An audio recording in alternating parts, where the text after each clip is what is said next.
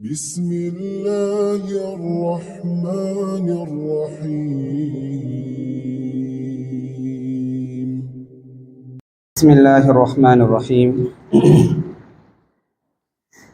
إن الحمد لله نحمده ونستعينه ونستغفره ونؤمن به ونتوكل عليه ونعوذ بالله من شرور أنفسنا ومن سيئات أعمالنا من يهده الله فلا مضل له ومن يضلل فلا هادي له ونشهد أن لا إله إلا الله ونشهد أن محمدا عبده ورسوله اللهم صل على محمد وعلى آل محمد كما صليت على إبراهيم وعلى آل إبراهيم إنك حميد مجيد اللهم بارك على محمد وعلى آل محمد كما باركت على إبراهيم وعلى آل إبراهيم إنك حميد مجيد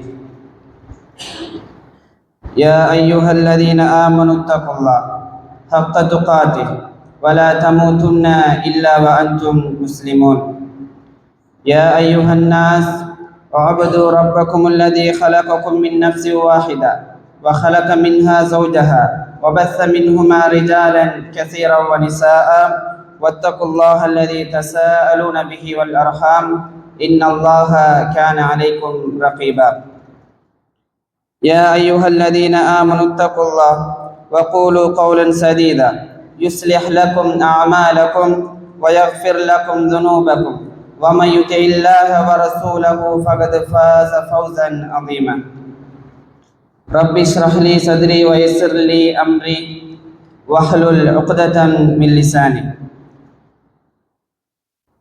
கண்ணியத்துக்கும் மரியாதைக்கும் உரிய இஸ்லாமிய சகோதரர்களே பெரியார்களே, நாமெல்லாம் அல்லாஹ்வுடைய மாளிகையில் இந்த வெள்ளிக்கிழமை தினத்தில் அல்லாஹ்வால் கடமையாக்கப்பட்ட இந்த ஹுத்துபாவை, இந்த ஜும்மாவுடைய கடமையை நிறைவேற்ற வேண்டும் என்ற எண்ணத்தோடு இந்த இடத்தில் அமர்ந்து கொண்டிருக்கும் எம் அனைவருக்கும் அல்லாஹ் தஆலா அருள் புரிய வேண்டும் என்ற பிரார்த்தனையோடு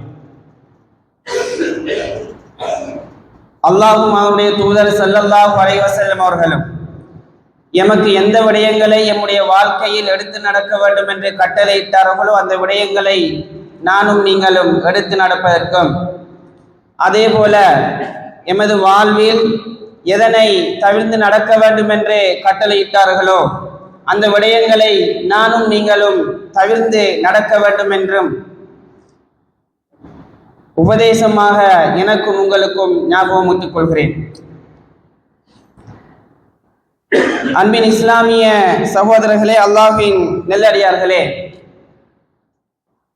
உண்மையில் நாம் இந்த இடத்தில் இருப்பதற்கான மிக பெரும் நோக்கம் அல்லாஹ்வுடைய அன்பை பெற்று அவனுடைய திருப்தியை பெற்று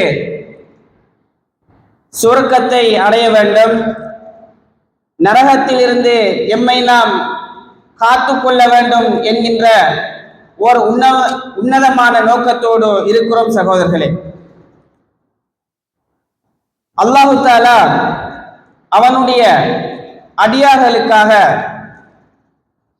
தன்னுடைய அடியார்களுக்காக சில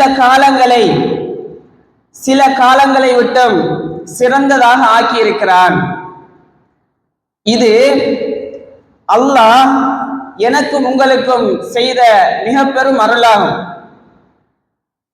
அன்பின் இஸ்லாமிய சகோதரர்களே, நாம் புரிந்து கொள்ள வேண்டும், இஸ்லாத்தில் ஒரு காலத்தை விட இன்னும் ஒரு காலம் சிறந்தது என கூறப்பட்டிருக்கிறது. அது மூமின்களாகிய எமக்கு, முஸ்லிம்களாகிய எமக்கு நாம் எம்முடைய அமல்களை அதிகரித்துக் கொள்ள, அதே போல எம்முடைய அமல்கள் மூலமாக எம்முடைய நன்மைகளை பன்மடங்காக மாற்றிக்கொள்ள இது ஒரு சந்தர்ப்பம். இது அல்லாஹ்வுடைய மிக பெரும் அருள் என இஸ்லாம் எமக்கு சொல்லி காட்டுகிறது. கண்ணியத்துக்குரியவர்களே, இதில் நாம் ஒரு விடயத்தை புரிந்து கொள்ள வேண்டும். என்னவென்றால், ஒரு காலத்தை விட இன்னும் ஒரு காலம் சிறந்தது என்று வருகின்ற பொழுது சில மக்கள் எண்ணக்கூடும், ஒரு நேரத்தை விட இன்னும் ஒரு நேரம் சிறந்த நேரமாக இருக்குமோ என்று எண்ணக்கூடும். அதாவது ஜாஹிலியா காலத்தில் ஒரு பழக்கம் காணப்பட்டது. நல்ல நேரம் கெட்ட நேரம் என்று சகுனம் பார்ப்பார்கள்.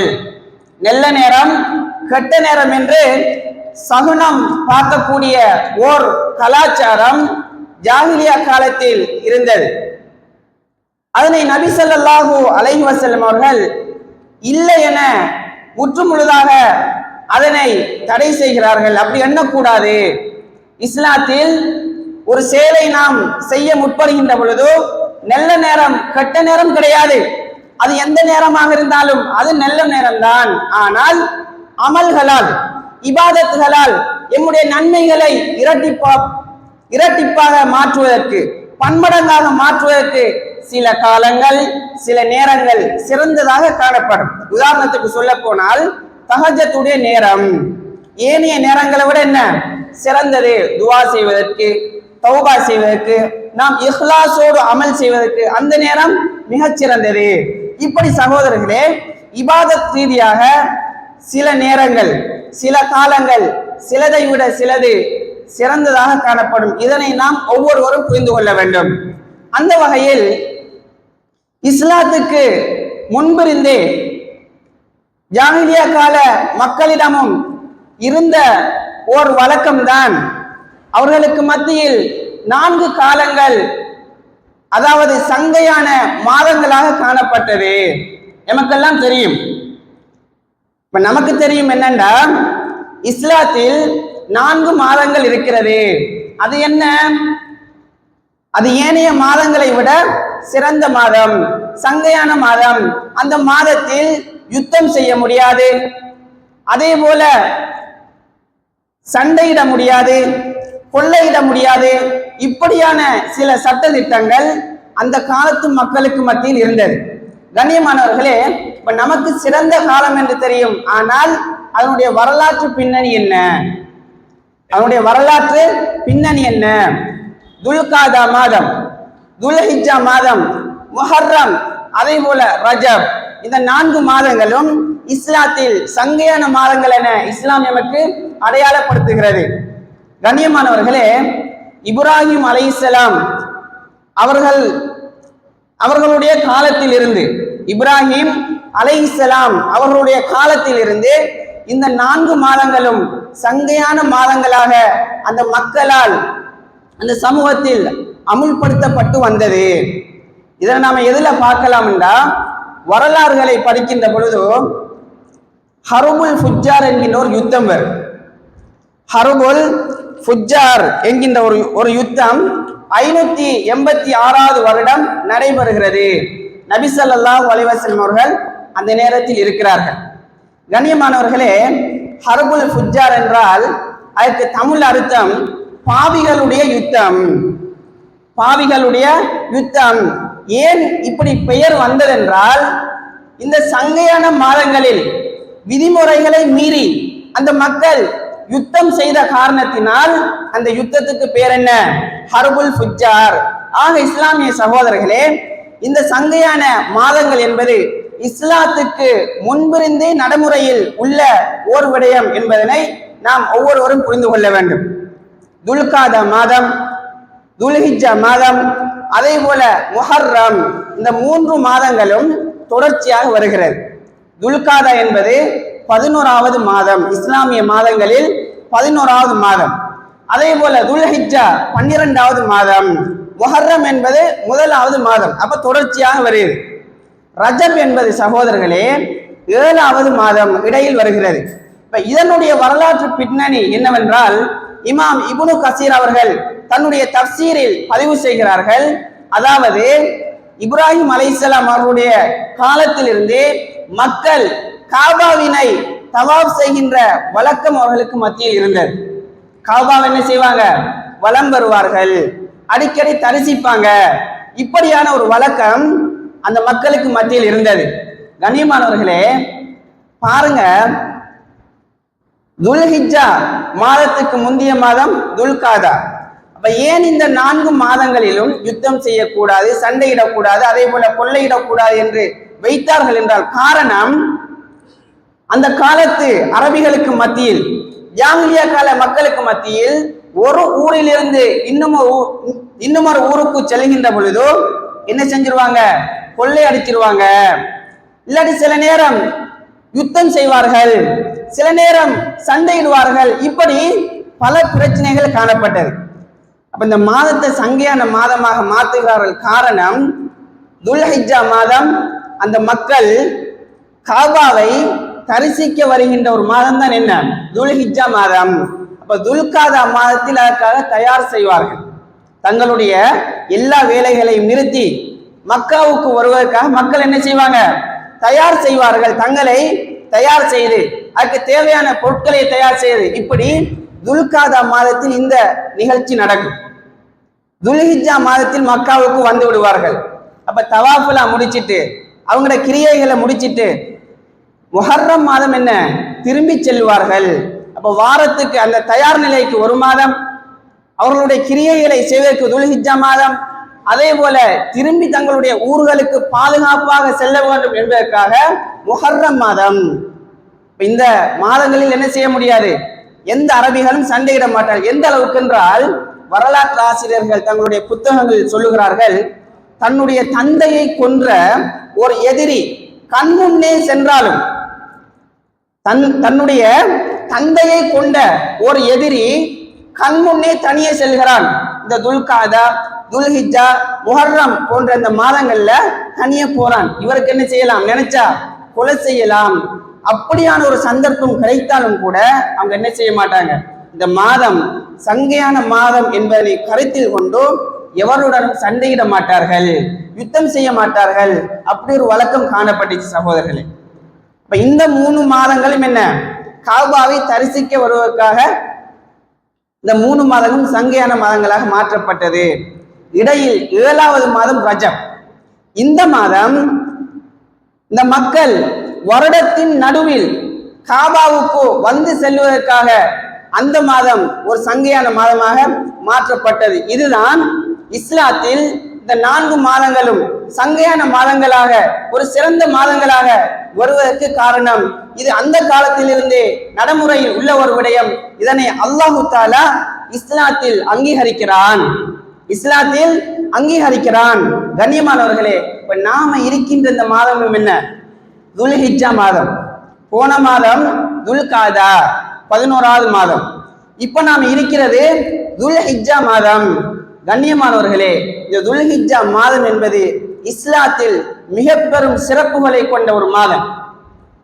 இந்த துல்ஹிஜ்ஜா மாதத்தில் முதல் 10 நாட்கள் இருக்கிறது. முதல் 10 நாட்கள் இருக்கிறது. அதற்கு நபி ஸல்லல்லாஹு அலைஹி வஸல்லம் அவர்கள் ஏராளமான சிறப்புகளை சொல்லி காட்டுறாங்க. எந்த அளவுக்கு என்றால், உலமாக்கள் சொல்லுகிறார்கள், இதற்கு வந்திருக்கின்ற சிறப்புகளை பார்த்துவிட்டு உலமாக்கள் சொல்றாங்க, ரமலானுடைய காலத்தை விடவும் இந்த துல்ஹிஜ்ஜா மாதத்தின் 10 நாட்கள் சிறந்தது என்று சொல்றாங்க. அந்த அளவுக்கு இந்த மாதத்துக்கு சிறப்புகள் குவிந்து காணப்படுகிறது.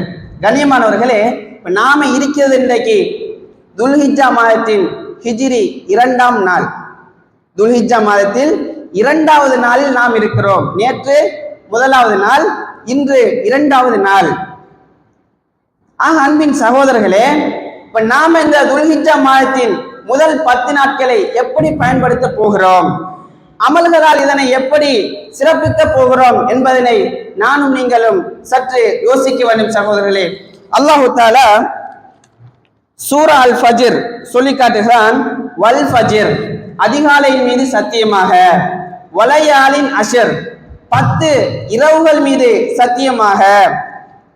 அப்துல்லா இப்னு அப்பாஸ் ரலியல்லாஹு அன்ஹு அவர்கள் சொல்லுகிறார்கள், இந்த வசனத்துக்கு விளக்கம் சொல்லும் பொழுது, இந்த வலையாலின் அஷர் 10 இரவுகள் என்று அல்லாஹு தஆலா சொல்லுவது இந்த துல்ஹிஜ்ஜா மாதத்தின் இந்த 10 நாட்களைத்தான். துல்ஹிஜ்ஜா மாதத்தின் 10 நாட்களைத்தான் அல்லாஹு தஆலா சில விடயங்கள்ல சத்தியம் செய்கிறான். அல்லாஹு தஆலா சில விடயங்கள்ல சத்தியம் செய்கிறான்.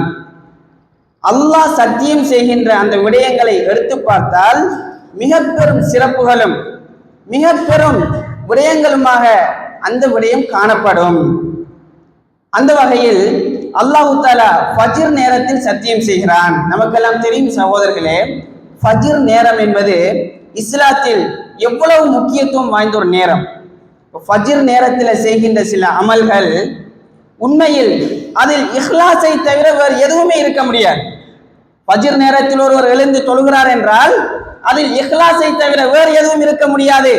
ஃபஜ்ர் நேரத்தில் ஒருவர் குர்ஆன் ஓதுகிறார் என்றால் அதில் அல்லாஹ்வுக்காக நான் செய்கிறேன் என்ற அந்த இஹ்லாஸான எண்ணத்தை தவிர வேறு எதுவும் இருக்க முடியாது. அவ்வளவு பெருமதியான ஒரு நேரம். அல்லாஹு தஆலா அடிவானத்துக்கு வருகின்ற ஒரு நேரம் ஃபஜ்ருடைய நேரம். கண்ணியமானவர்களே, அதை தொடர்ந்துதான் அல்லாஹு தஆலா வலையாலின் அஷர் 10 இரவுகள் மீது சத்தியமிட்டு சொல்லுகிறான். ஏனென்றால் அந்த 10 நாட்களும் துல்ஹிஜ்ஜா மாதத்தின் இந்த 10 நாட்களும் மிக பெரும் சிறப்புகளை கொண்டுள்ள ஒரு மாதம் சகோதரர்களே. இந்த மாதத்தில் தான் இஸ்லாத்தின் மிக பெரும் அமல்கள் என்று சொல்லப்படுகின்ற சில அமல்கள் வருகின்றது. சில அமல்கள் ஒன்றாக சேருகின்றது. இந்த மாதத்தில் அரஃபா நோன்பு, அதாவது துல்ஹிஜ்ஜா மாதத்தின் பிறை 9ஆம் நாள் நோட்டக்கூடிய அரஃபா நோன்பு வருகிறது. அதே போல நாம் செய்கின்ற இபாதத், இந்த தொழுகை இந்த மாதத்தில் இருக்கிறது. அதே போல உலுஹியா என்கின்ற ஒரு வணக்கம் இருக்கிறது, சதகா. இப்படி சகோதரர்களே, இறுதியாக ஹஜ் என்கின்ற பெரும் வணக்கம் இந்த மாதத்தில் இருக்கிறது. அப்ப இப்படியான மிக பெரும் அமல்கள், இஸ்லாத்தின் தூண் என்று சொல்லப்படுகின்ற மிக பெரும் அமல்கள் எல்லாம் இந்த துல்ஹிஜ்ஜா மாதத்தில் என்ன செய்யுது, வருகின்றது. ஆகவே மிக பெரும் சிறப்புகளை கொண்ட இந்த மாதத்தினை நானும் நீங்களும் தவறவிடக்கூடாது சகோதரர்களே. ஏனென்றால் காலம் என்பது மிக பெருமதியானது. காலம் எம்மை விட்டு சென்று விட்டால் மீள வராது. எத்தனையோ சகோதரர்கள் போன வருடம் இதே நேரத்தில் இருந்த சகோதரர்கள் இன்று எம்மோடு இல்லை. நாமெல்லாம் நினைச்சிட்டு இருக்கோம் சகோதரர்களே, மவுத் என்பது எமக்கு கொஞ்சம் லேட்டா தான் வரும். அப்படி ஒவ்வொருவருடைய எண்ணமும் இவ்வாறு காணப்படுகிறது. மரணம் என்பது எனக்கு இன்றைக்கு வராது. இப்ப நாம இன்றைக்கு பார்க்கிறோம் சோசியல் மீடியாக்கள்ல எத்தனையோ ஆக்சிடென்ட், அதே போல நீரில் மூழ்கி எத்தனையோ வாலிபர்கள் உயிரிழக்கிறார்கள். அதே போல இன்னும் ஏராளமான நோய்கள் மூலமாக எத்தனையோ பேர் உயிரிழக்கிறார்கள். இப்படி பல பல சம்பவங்களினால் உயிரிழப்புகள் ஒவ்வொரு நாளும் அதிகரித்து கொண்டே செல்கிறது. இதெல்லாம் நாம் ஒரு செய்தியாக கேட்கிறோமே தவிர, இது எமக்கும் நாளை நடந்தால் நான் அல்லாஹ்வை இந்த நிலையோடு சந்திப்பதற்கு தயாரா? இந்த கேள்வியை நாம் ஒவ்வொருவரும் கேட்கணும். நமக்கு இன்றைக்கு நான் மரணித்தால் நான் அல்லாஹ்வை சந்திப்பதற்கு தயாரா? ஒரு இமாம் மக்களிடத்தில் கேட்கிறார், யாருக்கெல்லாம் சுவர்க்கம் செல்ல ஆசை, யாருக்கெல்லாம் சுவர்க்கம் செல்ல ஆசை? எல்லாரும் கையை தூக்குறாங்க. திரும்ப அடுத்த கேள்வி கேட்கிறார், சுவர்க்கம் செல்ல வேண்டும் என்றால் முதல் நிபந்தனை நீங்க மரணிக்கணும். இப்ப மரணிக்க தயாரா என்று கேட்டால் மரணிப்பதற்கு தயார் இல்லை, மரணிப்பதற்கு ரெடி இல்லை. நாம அதான் உண்மையான விஷயம். மரணத்தை எதிர்கொள்வதற்கு நாம் தயார் இல்லை. இன்றைக்கு இதுல நம்ம சுபத்துல் நாட்கள் எத்தனை பேர்? நாம கொஞ்சம் நம்ம கிட்ட கேட்டு பார்க்கணும். அல்லாஹ் தஆலா கடமையாக்கிய இந்த வணக்கம் தொழுகை இஸ்லாத்தில் மிக பெரும் வணக்கம். எந்த அளவுக்கு என்றால், ஒருவன் தொழுகையை விட்டால் காபிர் என்று ஹுக்கும் சொல்லுகின்ற அளவுக்கு சில உலமாக்கள் சட்டம் சொல்லுகிறார்கள், தொழுகையை விட்டவன் காபிர். அந்த அளவுக்கு ஒரு தொழுகை இல்லாதவனின் நிலை காணப்படுகிறது. கண்ணியமானவர்களே, இன்னும் சில உலமாக்கள் சொல்லுகிறார்கள், தொழுகை இல்லாத ஒருத்தனுக்கு என்ன செய்யக்கூடாது, அவனுக்கு சமூகத்தில் திருமணம் செய்து வைக்காதீர்கள், முஸ்லிம் பெண்களை திருமணம் செஞ்சு வைக்காதீங்க. அந்த அளவுக்கு மிக டேஞ்சரான ஒரு காரியம்தான் இந்த தொழுகை விடுறது சகோதரர்களே. இந்த சட்டப்படி நாம செஞ்சா பெரும்பான்மையான இளைஞர்களுக்கு என்ன, இன்று திருமணம் நடக்காது. கண்ணியமானவர்களே, உண்மையில் ஒவ்வொரு பெற்றோரும் தங்களுடைய பிள்ளைகளுக்கு திருமணம் செய்து வைக்கின்ற பொழுது யாராவது தொழுகையை பார்த்த சகோதரர்கள் இருக்கிறார்? மிச்சம் குறைய என்ன சொல்றாங்கண்டா, முதல் முடிப்போம், அதுக்கு பிறகு என்ன செய்யலாம், கொஞ்சம் கொஞ்சமாக திருத்தலாம். அல்லாஹ் அருள் செய்த மக்கள், உண்மையில் அல்லாஹ் அவர்களுக்கு ஹிதாயத்தை கொடுத்து திருந்திய மக்கள் இருக்கிறார்கள், இல்லை என்று இல்லை. ஆனால் நாம் வெறுக்கின்ற பொழுதே தொழுகையினை ஒரு நிபந்தனையாக வைத்து நாம் பார்க்கிறோம் என்று கேட்டால் அப்படி கிடையாது. தொழுகைகளுக்கு எந்த முக்கியத்துவம் இந்த சமுதாயத்தில் வழங்கப்படுவதில்லை. தொழுகை ஒரு பொருட்டாகவே கருதப்படுவது கிடையாது சகோதரர்களே. ஆக நாம் ஒவ்வொருவரும் எம்முடைய அமல் இபாதத்துகளில் மிகவும் ஆர்வம் உள்ள மக்களாக இருக்க வேண்டும். குறிப்பாக சகோதரர்களே, தொழுகையில யாரும் பொடுபோக்கு செய்யக்கூடாது. ஏனென்றால் எந்த அளவுக்குண்டா, மரண நேரமாக இருந்தாலும் என்ன செய்யணும், அவர் தொழணும். அவருக்கு முடியுமான அளவில் என்ன செய்யணும், தொழணும். நின்று தொழ முடியவில்லையா, இருந்து தொழுங்க. இருந்தும் தொழ முடியவில்லையா, படுத்துக்கொண்டு தொழுங்க. அல்லது உங்களால் எப்படி முடியுமோ அப்படி நம்முடைய தொழுகையை நிறைவேற்ற வேண்டும். அந்த அளவுக்கு தொழுகையை விடுவதற்கு யாருக்குமே அனுமதி கிடையாது. இதுக்கு ஒரே ஒரு உதாரணத்தை சொன்னா எமக்கு போதுமாக இருக்கும். யுத்த காலம் சகோதரர்களே, ஒரு மனிதனுக்கு தொழுகையை விடலாம் என்கின்ற ஒரு அனுமதி இருந்திருக்க வேண்டும் என்றால் அது யுத்தத்தில் இருந்திருக்கணும். யுத்த நேரத்தில் நீங்க நான் தொழ தேவையில்லை என்று அல்லாஹ் சொல்லி இருக்கணும். ஆனா அப்படி சொல்லல. ஏன்? அந்த அளவுக்கு மிக முக்கியமான ஒரு வணக்கம் தான் என்ன, தொழுகை. அந்த யுத்த நேரத்திலும் கூட ஒரு அணி என்ன செய்யணும், மற்ற அணியை பாதுகாக்கணும், அவங்க தொழணும். பாதுகாத்தவர்கள் அவங்க தொழணும், தொழுதவர்கள் திரும்ப பாதுகாக்கணும். இப்படி தேன் அடிப்படையில் என்ன செய்யணும், அவங்க தொழுகையை நிறைவேற்ற வேண்டும். விட முடியாது, எந்த காரணத்துக்காகவும் விட முடியாது. நாம் இன்று சொல்லுகின்ற சில சாட்டுப்போக்குகள் உண்மையில் அல்லாஹ்விடத்தில் அர்த்தம் இல்லாதது. தொழுகைக்கு நாம் எந்த காரணமும் சொல்ல முடியாது சகோதரர்கள். ஒருவர் தொழுகையை விடணும்னா சில நிபந்தனைகள். ஒன்று, மாதவிடாய் பெண்ணாக இருக்கணும். தொழுகை ஒரு ஆள் விடணும்னா மாதவிடாய் பெண்ணாக இருக்கணும். அல்லது புத்தி மழுங்கிய ஓர் மனநலம் பாதிக்கப்பட்ட ஒரு மனிதராக இருக்கணும். அல்லது வயதுக்கு வராத சிறுவர்களாக இருக்கணும். இப்படி சிலருக்கு என்ன, தொழுகை கடமை இல்லை. அப்படி நிலைமையிலே நாம் இருக்க முடியாது. நாம யோசிக்கணும். நாம தொழாமல் வாங்க சொல்லுகின்ற பொழுதோ, இக்காமத் சொல்லுகின்ற பொழுதோ நாம வீட்டுல இருக்கோம்டா, நாம யோசிக்கணும், நான் மாதவிடாய் பெண்ணா, தொழாமல் இருக்கிறேனே, நான் மாதவிடாய் பெண்ணா, அல்லது மனநலம் பாதிக்கப்பட்ட ஒருத்தனா, நான் பைத்தியமா, அப்படி யோசிக்கணும் நாம. அதே போல இன்னும் வயதுக்கு வராத சிறுவன நான். இப்படி ஒவ்வொருவரும் தங்களிடம் கேட்டுக்கொள்ள வேண்டும். தொழுகை விடுவதற்கு யாருக்கும் அனுமதி இல்லை. கண்ணியமானவர்களே, இந்த துல்ஹஜ் மாதத்தின் ஆரம்ப 10 நாட்கள், நாம் இன்று துல்ஹஜ் 2 இருக்கிறோம். நாம் இந்த காலத்திலாவது தொழுகையை சரிவர நிறைவேற்றக்கூடிய மக்களாக இருக்க வேண்டும். கண்ணியமானவர்களே, அல்லாஹு தஆலா வயலுல் லில் முஸல்லீன் என்று சொல்லுகிறான். அதாவது தொழுகையாளிகளுக்கு கேடுதான், அவங்களுக்கு வயல் என்ற நரகம் இருக்கு. இவங்க யார் என்று கேட்டா, தொழுகையில் பொடுபோக்கு விட்டவர்கள், பொடுபோக்காக இருந்த சகோதரர்கள். கண்ணியமானவர்களே, வாங்கு செல்லும் உடனே நம்முடைய மைண்டில் ஒரு எண்ணம் வரும். என்ன, இக்காமத்துக்கு 15 நிமிஷம் இருக்கின்றாம், இக்காமத் சொல்றதுக்கு 15 நிமிஷம் இருக்கு, அதுக்குள்ள நாம போய் சேர்ந்துடலாம் அப்படிங்கிற ஒரு எண்ணம் வரும்.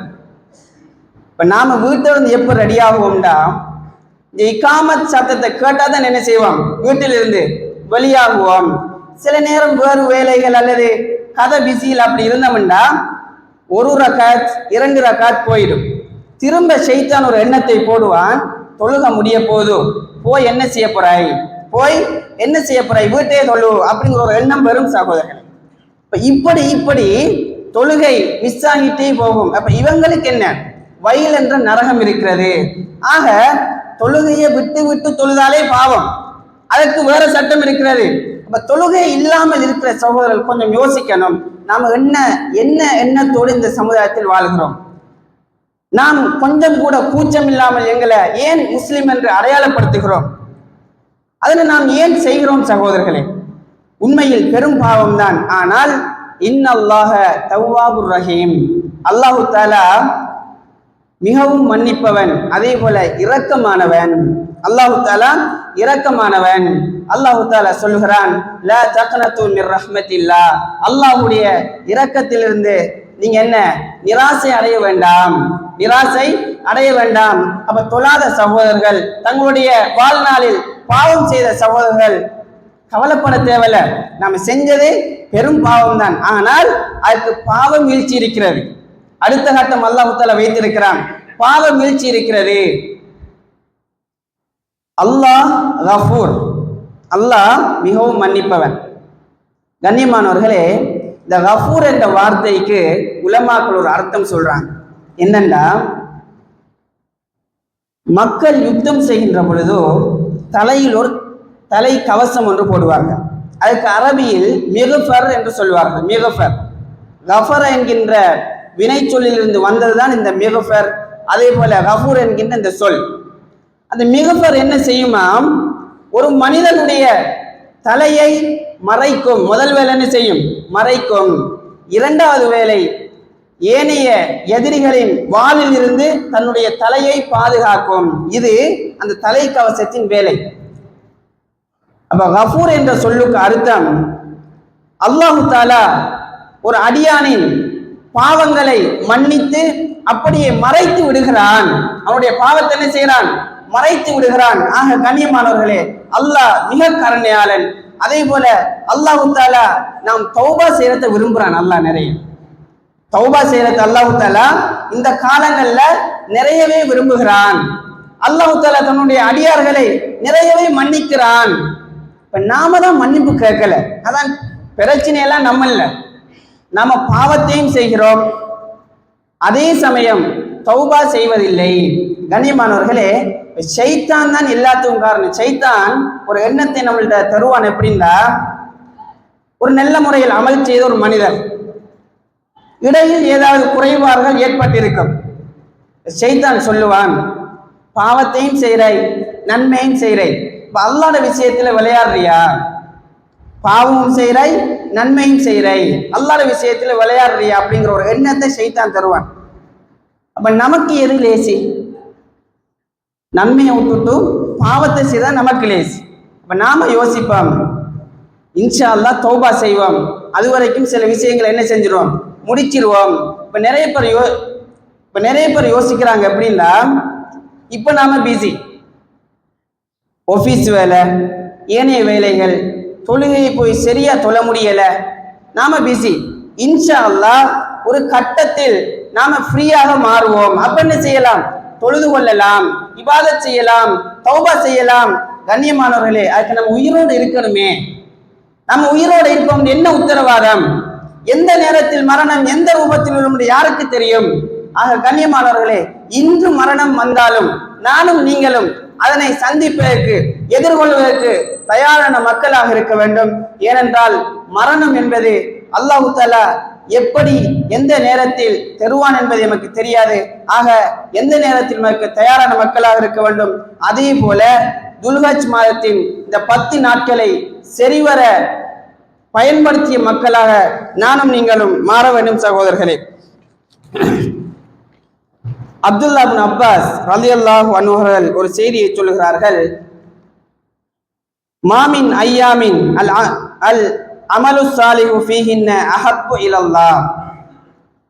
அல்லாஹ்வுக்கு இந்த துல்ஹஜ் மாதத்தின் ஆரம்ப 10 நாட்களில் செய்கின்ற அமல்களை விட வேறு எந்த அமல்களும் மிகவும் விருப்பத்துக்குரிய அமல்கள் கிடையாது.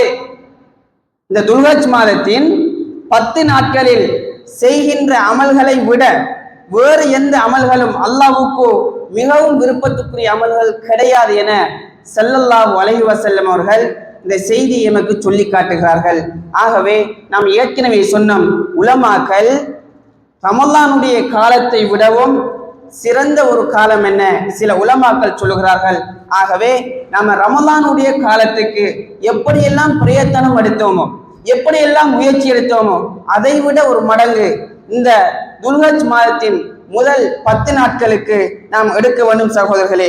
இந்த காலங்களில் குறிப்பாக நாம் என்னென்ன நல்லமல்கள் இருக்கிறதோ அதனை நாம் அதிகமாக செய்ய முடியும். சஹாபாக்கள் நபி அவங்கள்ட்ட கேட்கிறாங்க, இந்த செய்தியை சொன்ன உடனே, அதாவது அல்லாஹுக்கு இந்த காலத்தில் செய்கின்ற அமல்களை விட வேறு எந்த அமல்களும் சிறந்த அமல்கள் கிடையாது, அவனுக்கு மிகவும் விருப்பத்துக்குரிய அமல்கள் கிடையாது என்று சொன்னவுடன் சஹாபாக்கள் ஒரு கேள்வி கேட்கிறாங்க, வலல் ஜிஹாத் யா ரசூலல்லாஹ், ஜிஹாதும் இல்லையா? இப்ப ஜிஹாத் செய்யறதும் அல்லாஹுக்கு விருப்பம் இல்லையா என்று கேட்கிறாங்க. அதாவது இந்த காலத்தில் செய்கின்ற அமல் மிகவும் அல்லாஹுக்கு விருப்பத்துக்குரியது, அப்ப ஜிஹாதும் அதுக்குள்ள வராதான்னு கேட்கிறாங்க. கண்ணியமானவர்களே, ஸல்லல்லாஹு அலைஹி வஸல்லம் அவர்கள் சொன்னார்கள், வலல் ஜிஹாத், ஜிஹாதும் கிடையாது. அப்ப ஜிஹாதை விடவும் அல்லாஹுக்கு மிகவும் விருப்பமான அமல் எது? இந்த துல்ஹஜ் மாதத்தின் ஆரம்ப 10 நாட்களில் செய்யும் அமல்கள் சகோதரர்களே. ஆகவே அதில் நாம் ஒவ்வொருவரும் மிக கவனமாக இருக்க வேண்டும். இந்த மாதத்தினை முழுமையாக பயன்படுத்தக்கூடிய மக்களாக நாம் ஒவ்வொருவரும் மாற வேண்டும். நபி அவர்கள் தொடர்ந்து சொன்னார்கள், ஒரு மனிதனை தவிர. யாரென்றால் அல்லாஹ்வுடைய பாதையில் ஜிஹாத் செய்வதற்காக தன்னுடைய சொத்து, உடைமை, அதே போல தன்னுடைய உயிர், இந்த ரெண்டையும் எடுத்துட்டு போய் இந்த ரெண்டுடனும் திரும்பி வரல, அதாவது உயிரை மாய்த்து கொண்டவர், அல்லாஹ்வுடைய பாதையில் தன்னுடைய உயிரை விட்டவர், அவருக்கு மட்டும் வேறு அந்தஸ்து, அவருடைய கூலியும் அவருடைய அந்தஸ்தும் அல்லாஹ்விடத்தில் மிக பெரியது. ஆகவே அவரை தவிர என நபி அவர்கள் சொன்னார்கள். ஆகவே இந்த நாட்களை நாம் சரிவர பயன்படுத்துவன் சகோதரர்களே.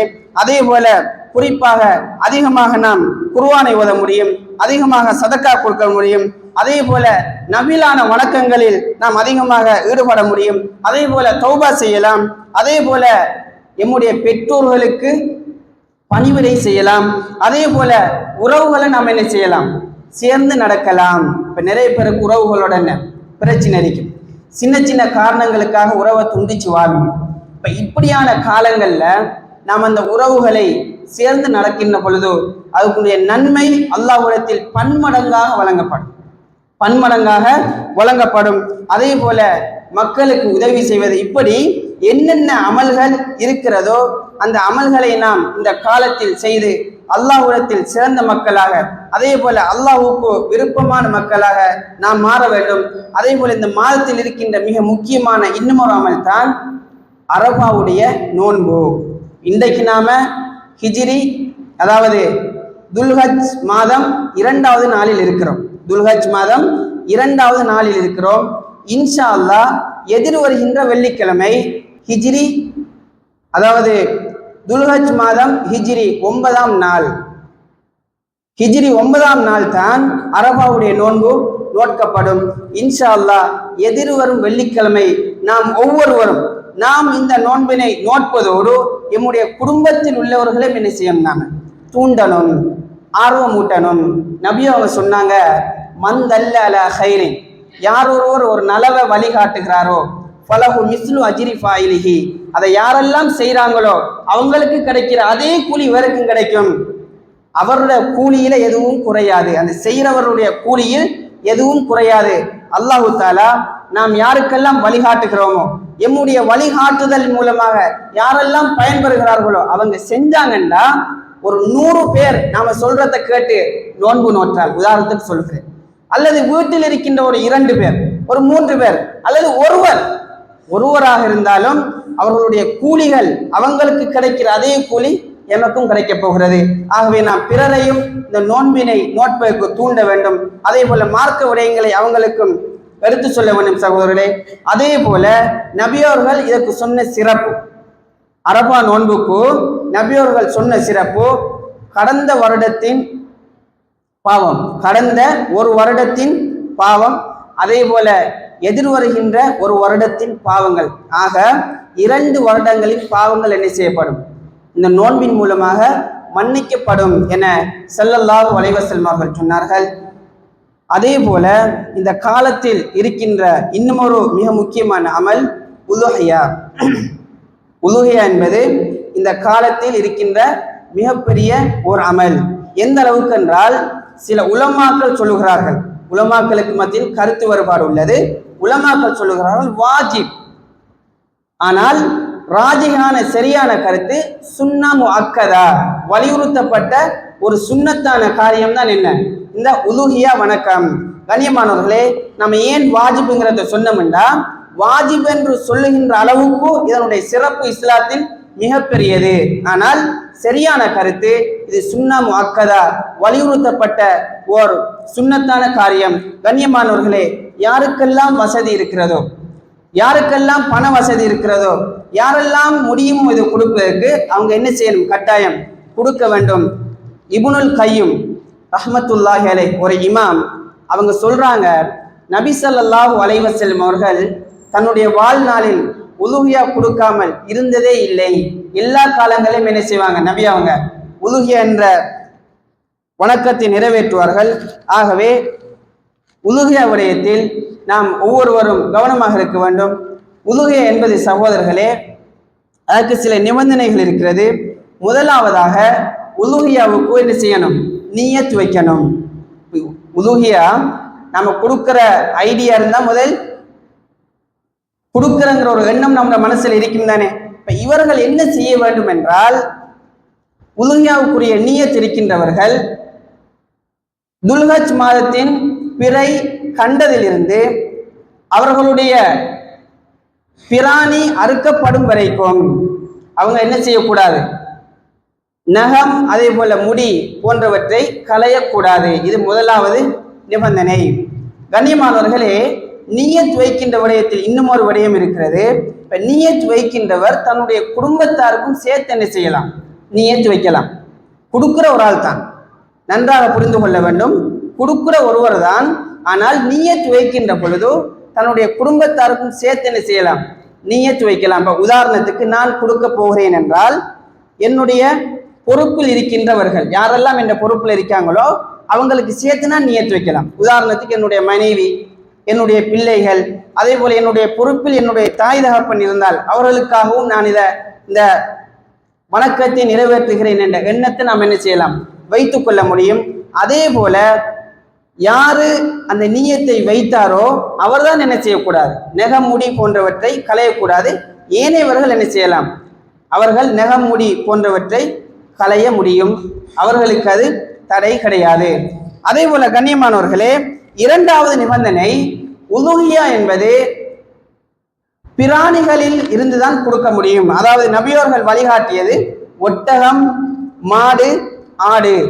ஒட்டகமாக இருந்தால் அந்த ஒட்டகத்துக்கு 5 வருடங்கள் பூர்த்தியாக இருக்க வேண்டும், இது நிபந்தனை. அதே போல எம்முடைய பிரதேசத்தில் இருப்பது என்ன, மாடும் ஆடும். மாடாக இருந்தால் 2 வருடம், ஆடாக இருந்தால் 1 வருடம். கண்ணியமானவர்களே, ஆட்டிலையும் 2 வகை இருக்கு இல்லையா. ஒன்று நம்முடைய பிரதேசத்தில் இருக்கின்ற நாட்டாடு, நாட்டாடாக இருந்தால் 1 வருடம். அதே போல செம்மறி ஆடாக இருந்தால் 6 மாதங்கள் அந்த ஆட்டுக்கு என்ன செஞ்சிருக்கணும், அந்த காலம் பூர்த்தியாக இருக்க வேண்டும். இப்படி காலங்கள் பூர்த்தியான பிராணியத்தை நாம் என்ன செய்ய முடியும், உலுஹியா கொடுக்க முடியும். கண்ணியமானவர்கள், இதில் கூட்டாக சேர்ந்து கொடுக்கின்ற பிராணிகள் ஒன்று ஒட்டகம், அடுத்தது மாடு. ஆட்டில் என்ன செய்ய முடியாது, 2 பேரோ அல்லது 3 பேரோ அல்லது 7 பேரோ என்ன செய்ய முடியாது, அதில் கூட்டு இணைய முடியாது. இப்போ மாடு கொடுப்பதாக இருந்தால் அதில் ஆகக்கூடியது 7 பேர் வரைக்கும் என்ன செய்ய முடியும், கூட்டாக சேர முடியும். அல்லது சிலர் குறைய பேர் தான் இருந்தால் 6 பேர் அல்லது 5 பேர் அல்லது 2 பேர் 3 பேர் 4 பேர் இப்படி இருந்தால், எத்தனை பேர் இருந்தாலும் அது முடியும். ஆனால் ஆகக்கூடியது எத்தனை பேர் இருக்கணும், 7 பேர். குறைவாக இருந்தாலும் அதில் பிரச்சனை கிடையாது. கண்ணியமானவர்களே, உலமாக்கள் சொல்லுகின்ற பொழுது கூட்டாக கொடுப்பதை விட தனிச்சு கொடுப்பது என்ன சிறந்தது, கூட்டாக கொடுப்பதை விட தனிச்சு கொடுப்பது சிறந்தது என சொல்லுகிறார்கள். அதே போல 3வது நிபந்தனை, நாம் கொடுக்கின்ற அந்த பிராணி எந்த விதமான குறைபாடுகளும் இருக்கக்கூடாது. கண் குருடான, அதே போல தோல் நோய் உள்ள, அதே போல கால் முடம் அல்லது கால் உடஞ்சிருக்கி அல்லது சில நோய்வாய்ப்பட்ட மிருகங்கள், இப்படியான மிருகங்கள் என்ன கொடுக்க கூடாது என நபி ஸல்லல்லாஹு அலைஹி வஸல்லம் அவர்கள் நமக்கு வலியுறுத்தினார்கள். ஆகவே நாம் செய்கிறது ஒரு வணக்கம், ஓர் இபாதத். ஆகவே சரியாக நல்ல முறையில் ஆரோக்கியமாக இருக்கின்ற பிராணிகளை நம்ம பார்த்து செலக்ட் பண்ணி என்ன செய்யணும், இந்த இபாதத்தை நாம் செய்ய வேண்டும். அதே போல கண்ணியமானவர்களை, நான்காவது நிபந்தனை, குறிப்பிட்ட நேரத்தில் தான் என்ன செய்ய முடியும், அறுக்க முடியும். அறுப்பதற்கான நேரம் பெருநாள் தொழுகை முடிந்ததிலிருந்து ஐயாமு தஷ்ரீக்குடைய இறுதி நாள் வரைக்கும். கண்ணியமானவர்களே, இப்ப பெருநாள் தொழுகை துல்ஹஜ் மாதம் பிறை 10ஆம் நாள் என்ன நிறைவேற்றப்படும் பெருநாள் தொழுகை. அப்ப நம்ம தொழுது வந்ததிலிருந்து என்ன செய்ய முடியும், அறுக்க முடியும். இறுதி நாள் எப்பண்டா துல்ஹஜ் மாதத்தின் 11, 12, 13 இந்த 3 நாட்களும் ஐயாமு தஷ்ரீக். அப்ப துல்ஹஜ் மாதத்தின் 13 மகரிப் வரை, அதாவது சூரியன் மறைவதற்கு முன்னர் நாம் என்ன செஞ்சிடணும், அந்த பிராணிகளை அறுத்து கொடுத்து விட வேண்டும். ஆகவே 4 நாட்கள் இருக்கு. ஒன்று பெருநாள் 10ஆம் நாள், 11ஆம் நாள், 12, 13 இந்த அதாவது 4 நாட்களிலும் நாம் இந்த பிராணிகளை அறுத்து கொடுக்க முடியும். அதே போல இன்னும் ஒரு விடயம், உரியவருக்கு கொடுக்கின்ற நபர் யாரு நியத்து வைத்து இந்த உதுகியா பிராணியை கொடுக்கிறாரோ அவருக்கு அறுக்க முடியுமாக இருந்தால் அறுத்து அதில் நல்ல, அதாவது அறுத்து அடிக்கடி பழகிய ஒரு மனிதராக இருந்தார். இப்ப சிலருக்கு என்ன, நிறைய பேர் என்ன செய்ய மாட்டாங்கன்னா ஆடு மாடுகள் அறுக்க மாட்டாங்க, வெளியில இருந்து ஒருவரை கொண்டு வருவாங்க. ஆனால் நல்ல முறையில் அறுக்க முடியுமாக இருந்தால் அவர் அறுப்பது என்ன சிறந்தது. ஏனென்றால் நபி ஸல்லல்லாஹு அலைஹி வஸல்லம் அவர்கள் தன்னுடைய கையினால் ஒரு முறை 63 பிராணிகளை அறுத்தார்கள். அறுத்துவிட்டு மீதமுள்ள பிராணிகளுக்கு அலி ரலியல்லாஹு அன்ஹு அவர்களிடம் கத்தியை கொடுத்தார்கள் என்ற செய்தியை பார்க்கிறோம். ஆகவே முடியுமானால் தான் அறுப்பது சிறந்தது, முடியாவிட்டால் ஏனையவர்களில் கொடுப்பதில் எந்த தவறும் கிடையாது. அதே போல கண்ணியமானவர்களே, உதுகியா இறைச்சியில சாப்பிடலாமான்னு கேட்பாங்க நிறைய பேர். உதுகியா இறைச்சியில் சாப்பிடலாமான்னு கேட்பாங்க. தாராளமாக சாப்பிட முடியும். நம்முடைய தேவைக்கும் ஏற்றவாறு சில இறைச்சிகளை நம்ம என்ன செய்யலாம், ஸ்டோர் பண்ணியும் வைக்கலாம், எடுத்தும் வைக்கலாம். இந்த செய்தியை சொன்னுடன் ஒரு ஆள் கேட்டார், ஒரு 3-4 ஃப்ரிட்ஜில் கொஞ்சம் இறைச்ச போட்டு வைக்கலாமா அப்படின்னு கேட்டாங்க. கண்ணியமாக அப்படி இல்லை. நம்மளோட மனச்சாட்சிக்கு ஒரு 2-3 கறிக்கு என்ன செய்யலாம், கொஞ்சம் இறைச்சி எடுத்து ஸ்டோர் பண்ணி வைக்கிறதுல தவறு கிடையாது. அதே போல ஏன் இதனை சொல்றோம்னா, நாம அந்த உதுகியா பிராணி அறுப்பதனுடைய நோக்கமே என்ன, ஏழை எளிய மக்களுக்கு அதை கொடுக்கணும், அதான் நோக்கம்.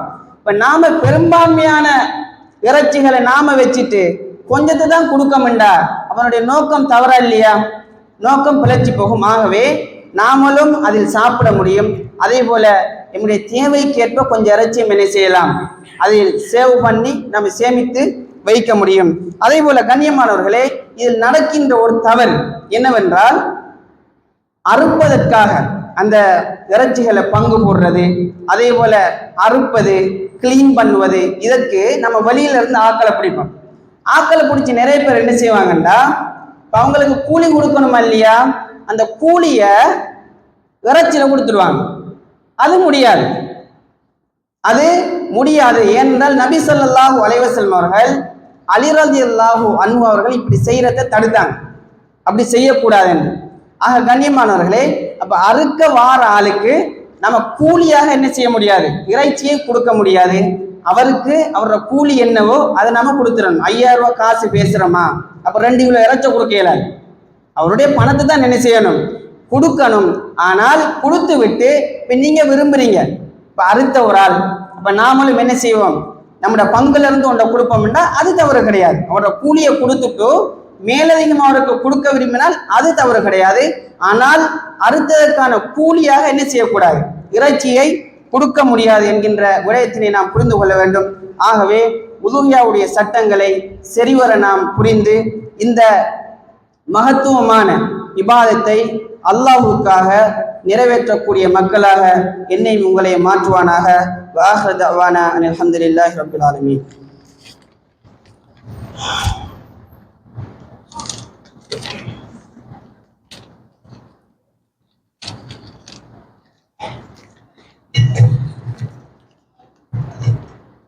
அல்ஹம்துலில்லாஹி ரப்பில் ஆலமீன் வஸ்ஸலாத்து வஸ்ஸலாமு அலா அஷ்ரஃபில் அன்பியா வல் முர்சலீன் வ அலா ஆலிஹி வ ஸஹ்பிஹி அஜ்மஈன். அம்மா பஅத். கண்ணியமானவர்களே,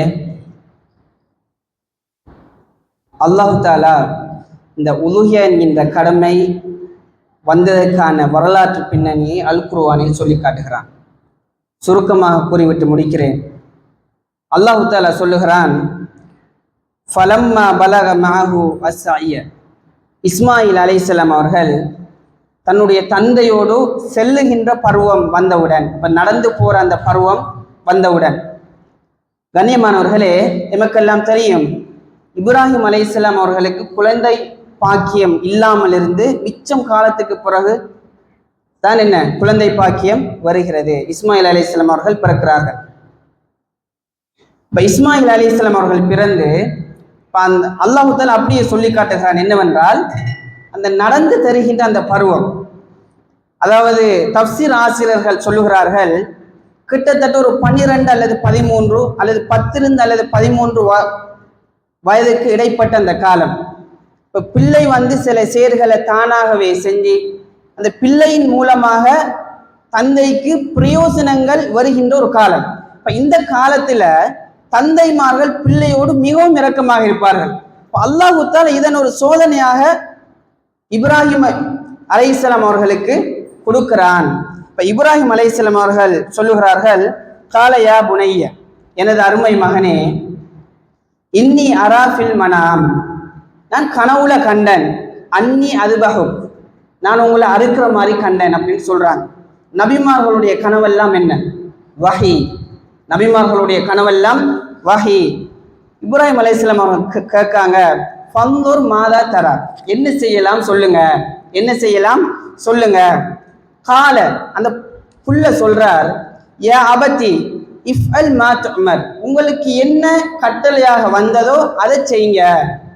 சொல்லிட்டு இஸ்மாயில் அலைஹிஸ்ஸலாம் அவர்கள் சொல்லுகிறார்கள், சதஜிதுனி இன்ஷா அல்லாஹ் மினஸ் சாபிரீன், அல்லாஹ் நாடினால் பொறுமையாளர்களில் ஒருவனாக என்னை பெற்றுக்கொள்வீர்கள் என இஸ்மாயில் அலைஹிஸ்ஸலாம் அவர்கள் சொல்லுகிறார்கள். கண்ணியமானவர்களே, நாம இதிலிருந்து ஒரு பாடத்தை படிக்கணும். என்னவென்றால், உலுஹியா கடமையாக்கப்பட்டதன் பின்னணி இது. அல்லாஹ் தஆலா இந்த கனவை கொடுத்து சோதித்து விட்டு இப்ராஹிம் அலைஹிஸ்ஸலாம் அவர்கள் அறுக்கிறார்கள். கத்தி அறுக்க மறுக்கிறது, அறுக்கவில்லை. பின்னர் அல்லாஹ் தஆலா ஒரு ஆட்டினை அனுப்பி அதனை அறுத்து கொடுக்குமாறு கட்டளை இடுகிறான். பின்னர் அறுத்து கொடுக்கிறார்கள். இதுதான் இதனுடைய வரலாற்று பின்னணி. இப்ராஹிம் அலைஹிஸ்ஸலாம் அவர்களுடைய பிள்ளை தன்னுடைய தந்தையோடு நடந்து கொண்ட முறை, இதனை நாம் ஒவ்வொருவரும் ஒரு படிப்பினையாக எடுக்க வேண்டும் சகோதரர்களே. இப்ப நம்முடைய பிள்ளைகளுக்கு இன்றைக்கு எதை சென்னா என்ன நடக்கும் யோசிச்சு பாருங்க. ஒரே ஒரு சம்பவத்தை சொல்லி முடிக்கிறேன். அண்மையில 2 சகோதரர்கள் ஆக்சிடென்ட் படுறாங்க. ஆக்சிடென்ட் பட்டு அப்ப சிறிய சிறிய காயங்களோட ஹாஸ்பிட்டலுக்கு போயிட்டாங்க. அந்த இடத்தில் இருந்த மனிதர்கள் எல்லாம் என்ன பேசுறாங்கண்டா, இதுல ஒருத்தரும் சாகலியான்னு கேட்கிறாங்க. உண்மையில மிகவும் கவலையா இருந்துச்சு. அடிபட்டாங்களே, ஒருத்தரும் சாகலியான்னு கேட்கிறாங்க. அப்ப ஒரு ஆள் தான் அப்படி சொல்றான்னு பார்த்தா, யாரெல்லாம் அந்த இடத்தில் நிக்கிறாங்களோ எல்லாருமே என்ன, இவனுக்கு செத்திரிக்கணும், இவன் இந்த ஊருக்குள்ள காட்டின அழிச்சாட்டியத்துக்கு ஓடின ஓட்டத்துக்கு இவனில் என்ன செஞ்சிருக்கணும், செத்திரிக்கணும் அப்படின்னு சொல்லி மிக கவலையான ஒரு வார்த்தை தான். ஆனா இப்படி பேசினாங்க சகோதரர்களை. எதனை சொல்ல வாரம் என்றால், கண்ணியமானவர்களை, எமக்கு ஒன்று என்றால், எம்முடைய மரணம் எம்மை சந்தித்தால் நம்மளை தேடக்கூடிய மக்களாக இந்த சமுதாய மக்கள் இருக்கணும். அப்படிப்பட்டவர்களை நாம வாழணும். ஏனென்றால் நபி ஸல்லல்லாஹு அலைஹி வஸல்லம் அவர்கள் சொன்னார்கள், அல் முஸ்லிமு மன் சலிமல் முஸ்லிமூன மின் லிசானிஹி வயதிஹி, தன்னுடைய கரம், தன்னுடைய நாவு, இதிலிருந்து முஸ்லிம்கள், ஏனைய முஸ்லிம்கள் ஈடேற்றம் பெற்றால்தான் எனக்கு பேர் என்ன, முஸ்லிம். அப்பதான் நான் ஒரு முஸ்லிம். இன்றைக்கு நம்முடைய இளைஞர்கள், நம்முடைய சில இளைஞர்கள், எல்லாரும் அல்ல, நிறைய பேர் பள்ளியோடு இபாதத்தோடு தொடர்பாக இருக்கிறார்கள். சில இளைஞர்கள் ஊருக்குள்ள காற்ற அழிச்சட்டியம், அதே போல சில அநியாயங்கள், இதன் மூலமாக மக்கள் விரக்தி அடைந்து இவங்க போனா போதும் அப்படிங்கிற நிலைமையில இருக்கிறாங்க. கண்ணியமானவர்களே, அப்படிப்பட்ட மக்களாக நாம் வாழக்கூடாது. அப்படிப்பட்ட மக்களாக நாம் வாழக்கூடாது. ஏனென்றால் நபி ஸல்லல்லாஹு அலைஹி வஸல்லம் அவர்கள் இருக்கின்ற பொழுது ஒரு ஜனாசா செல்கிறார். அப்ப நபி அவங்க வஜபத் வஜபத் வஜபத் என்று 3 முறை சொன்னார்கள். இப்ப திரும்பவும் ஒரு ஜனாசா போகிறது, திரும்பவும் அப்படி சொன்னாங்க. உமர் ரலியல்லாஹு அன்ஹு கேட்கிறார்கள், என்ன விஷயம், ஏன் இப்படி சொல்றீங்க? நபி அவர்கள் சொன்னார்கள், நீங்க ஒரு மனிதரை பற்றி ஏற்கனவே புகழ்ந்தீர்கள், நல்லா சொன்னீங்க, அவருக்கு சுவர்க்கம் கடமையாகிவிட்டது என்று சொன்னேன். இரண்டாவதாக ஒரு மனிதர், அவரை பார்த்து நீங்கள் மோசமாக பேசினீர்கள், அவருக்கு நரகம் வாஜிபாகிவிட்டது என்று சொன்னேன் என ஸல்லல்லாஹு அலைஹி வஸல்லம் அவர்கள் சொல்லிவிட்டு சொன்னார்கள், அன்துமு ஷுஹதா, நீங்க தான் அல்லாஹ்விடத்தில் சாட்சியாளர்கள், நீங்கள் தான் அல்லாஹ்விடத்தில் சாட்சியாளர்கள், நீங்கள் தான் அல்லாஹ்விடத்தில் சாட்சியாளர்கள் என 3 முறை சொன்னார்கள் சகோதரர்களே. அப்ப நாம் அந்த சமுதாயத்தில் நாம மரணிச்சாலும் நல்லா பேசுறதுக்கு 4 பேர் வேணுமா இல்லையா? அந்த மக்களை நாம சம்பாதிக்க முடியாத மக்களாக இந்த சமுதாயத்தில் நாம் வாழுகிறோம் என்றால் நம்முடைய வாழ்க்கையின் அர்த்தம் என்ன? நம்முடைய வாழ்க்கையின் அர்த்தம் என்ன? ஆக கண்ணியமானவர்களே, பெற்றோருக்கு கட்டுப்பட்ட பிள்ளைகளாக வாழ்வோம். அதே போல சமுதாயத்துக்கு எம்மினால் எந்தவித பிரச்சனையும் இல்லாத மக்களாக நாம் வாழ வேண்டும். அதற்கு எல்லாம் வல்ல அல்லாஹு தஆலா எனக்கும் உங்களுக்கும் அருள் புரிவானாக. கண்ணியமானவர்களே, கேட்ட விடயங்களை நானும் நீங்களும் எடுத்து நடப்பதற்கு எனக்கும் உங்களுக்கும் அல்லாஹு தஆலா அருள் புரிவானாக. வாஹிரு தஅவானா அல்ஹம்துலில்லாஹி